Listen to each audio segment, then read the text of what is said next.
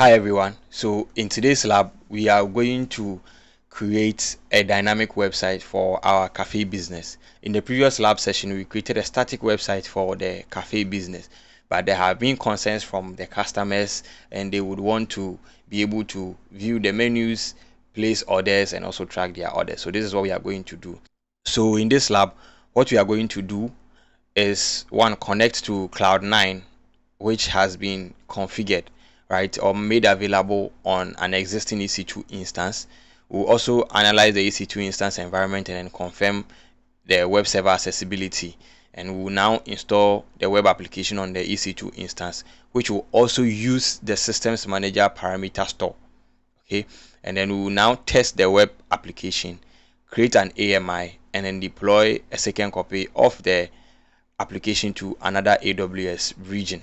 So this is basically what we are going to do. Now, I would also want to highlight that the lab contains a lot of instructions or a lot of activities that might not necessarily be the duty of the cloud or you, the solutions architects, to do.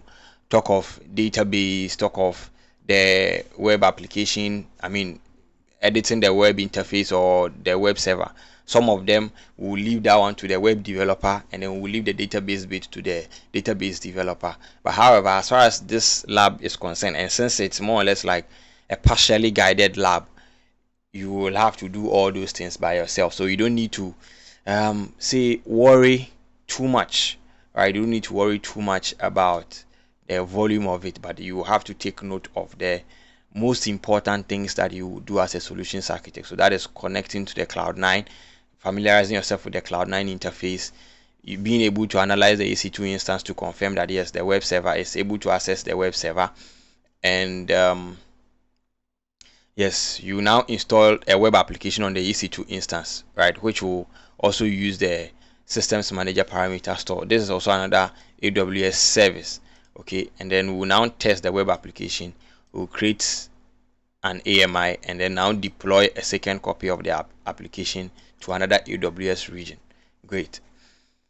To begin, I will also take us through the architecture that we have. So already this is what has been created for us. There is an EC2 instance with a Cloud9 interface or a Cloud9 environment on the EC2 instance. We also have an IAM role that has not been connected to the EC2 instance, and then we have another region with a public subnet that doesn't have any resource in it.